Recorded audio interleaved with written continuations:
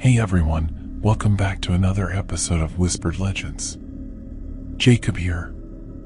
Tonight's story is one that stayed with me long after I first heard it. The kind of story that slowly creeps up on you and makes you question small things you used to ignore. Because what happened started with something so minor, most people wouldn't even notice it. But once it was noticed, there was no going back. Let's begin. Would you open a door you were told never to touch?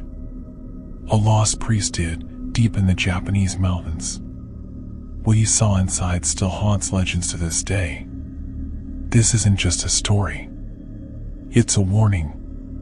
This story happened long ago, sometime during the tail end of the Edo period. Back when travelers still wandered on foot and mountain roads weren't marked by signs, but by Jizo statues and forgotten graves. There was a monk, his name was Enkai. A humble, wandering priest, traveling from temple to temple across Honshu, carrying nothing but a straw casa hat and the teachings of Buddha in his heart. On this particular day, Enkai was caught in a snowstorm. Not just snow, this was the kind of storm that swallows sound. The kind that makes the air taste like metal and makes you wonder if the world ever had sunlight to begin with. He was somewhere deep in the mountains between Akita and Yamamba, places people didn't visit without a damn good reason. As the snow piled high and the sky turned a sick shade of gray, Enkai's hope of finding shelter started to fade. That's when he saw it, through the blur of snow and wind, a small wooden hut nestled between crooked cedar trees. Smoke rose from its chimney. Just a thin, black line disappearing into the clouds. He didn't think twice. He trudged through knee-deep snow until he reached the door, knocking gently with what little strength he had left. To his relief, the door creaked open and inside was warmth. Firelight flickered against old wood, casting dancing shadows. And there, standing by the hearth, was an elderly woman. Wrinkled like dried persimmons, hunched, but with eyes that sparkled like glass marbles. She welcomed him inside with a smile, kind and warm. Too warm for a night like that. Without a word, she gave him a dry blanket and set a bowl of hot rice gruel in front of him. Ginger and miso. The kind of food that brings your soul back from the edge. Now, at this point, Enkai bowed his head, offered thanks, and sat quietly by the fire. He didn't want to ask questions. After all, who was he to question such kindness? But before she left to fetch more wood from outside, the old woman paused at a heavy wooden door near the back of the hut. She turned to him and in a calm, almost casual voice, said, "Rest as long as you need, dear monk. But whatever happens, do not open the back room." And then she left. Just like that. Out into the snow. Now, you might say, why not just listen to her? You've been given food, warmth, shelter, show respect.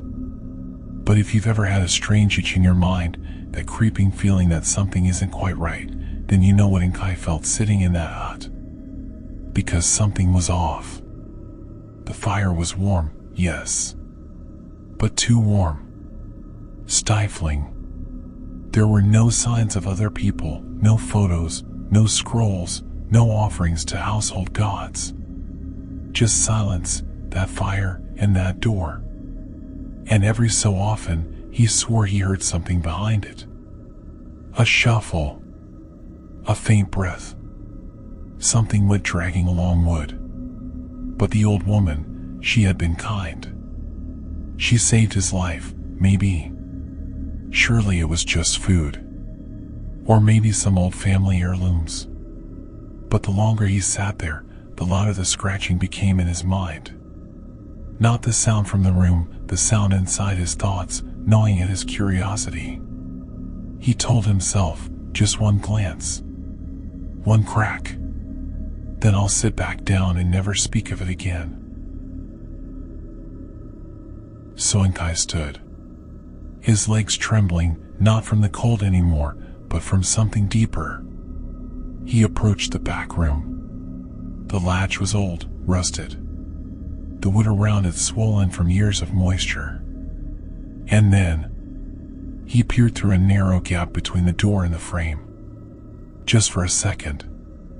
And that second was too long. Because what he saw in there wasn't storage. It wasn't heirlooms. It wasn't old pots or dried fish. It was bodies. Stacked, slumped, twitching slightly. Half-eaten, gnawed clean down to the bone. Some fresh, some rotting. Eyes wide open. Mouths frozen in silent screams. And the worst part, one of them was wearing a monk's robe. Just like his. And Kai stumbled back. His heart pounding so hard he thought it might burst through his chest. That warmth he had felt? It wasn't comfort. It was a predator's breath on the back of his neck. He had to get out. And Kai didn't scream. He couldn't. His voice had caught somewhere in the back of his throat, locked behind a wall of dread. All he could do was stumble backward, knocking over the bowl, the blanket, almost falling into the fire. The door to that room had stayed shut, but what he'd seen behind it was still burned into his mind. He realized something then. This wasn't a hut. This wasn't a safe haven. This was a lair. And the woman who had offered him shelter, she wasn't a woman at all. She was something far older, far darker. A Yamamba. Then came the sound. Soft. Slow. Deliberate. The door to the hut creaked open. Snow howled behind her as she stepped back in, arms empty. No firewood. No bundle. Just her. But this time, her face had changed.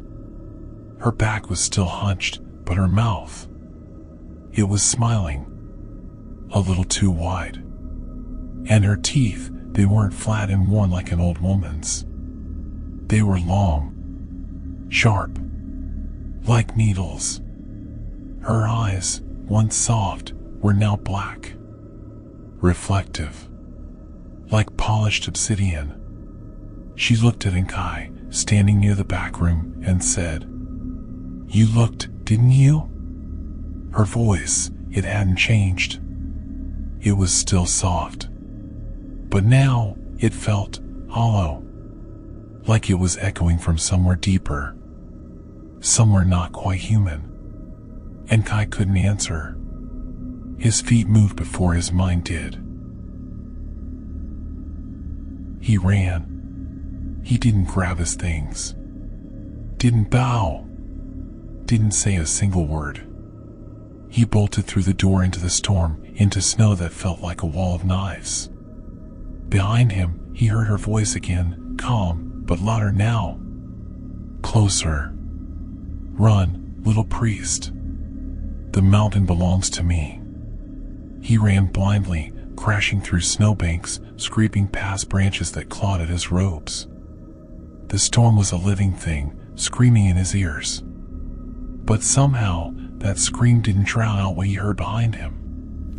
Footsteps. But not quite footsteps. They were too fast. Too uneven. Like something was crawling and grinning. Just when his body began to fail, legs burning, lungs frozen, he saw it. A small stone figure, half buried in snow. A Jizo statue. Weathered. Eroded. But unmistakable. He collapsed before it, hands pressed together in prayer. Not for safety. Not even for survival. He prayed for forgiveness. And then, nothing. The storm eased. The howling stopped. And the presence behind him was gone. They found him the next morning. A group of villagers coming up from the valley to clear the pass. and Kai was half conscious, nearly frozen, mumbling about a hut and an old woman. He was taken to a temple at the base of the mountain where the monks cared for him. When he told them what he saw, they didn't laugh. They didn't doubt. One old monk just looked at him and said, "You're lucky. Yamamba doesn't usually leave survivors." And Kai never went back into the mountains. He spent the rest of his life in quiet reflection, devoting himself entirely to the Dharma, giving up travel, giving up questions. He never again sought forbidden answers. But years passed, decades even, and the story of what happened that stormy night faded into temple rumors, half-remembered whispers, and the nervous laughter of travelers who didn't believe in ghosts. And Kai, once just a curious young monk, grew into a respected priest. Calm, wise, and quietly distant, as if some part of him had stayed behind in those mountains. One quiet spring evening, under a full moon, and Kai sat on the angle of his temple with a young disciple by his side. They sipped tea, spoke of rituals. The night was peaceful, almost too peaceful. Then, they heard it. A voice. Soft. Childlike. Familiar. And Kai, "Are you there?" Both turned toward the temple gate. A small girl stood just beyond the threshold, bathed in moonlight. She wore a faded kimono and carried a woven basket full of rice cakes. Her hair was tied in red ribbon, her posture unnaturally still. "My grandmother sent these," she said. "She says she misses you." And Kai froze. The boy beside him stared, confused. There was something wrong about the girl's smile. Too wide. Too sharp. Her teeth. Her eyes. Black. Deep. Polished like lacquer. Just like the old woman's. A sudden gust of wind blew through the temple grounds, carrying with it the scent of old pine and wet earth. The lanterns flickered. The moon dimmed. The boy fainted. And Kai vanished. Just like that. No sound. No struggle. No trace. When morning came, the boy was found unconscious near the temple gate. Cold, trembling, and unable to speak for hours. And when he finally could, he told them everything. About the girl. The basket. The voice. But no footprints were ever found. No rice cakes. No sign anyone had come or gone. The villagers saying Kai was taken back. That Yamamba had come for him. The priest never returned to his temple. At least, not in the way anyone expected.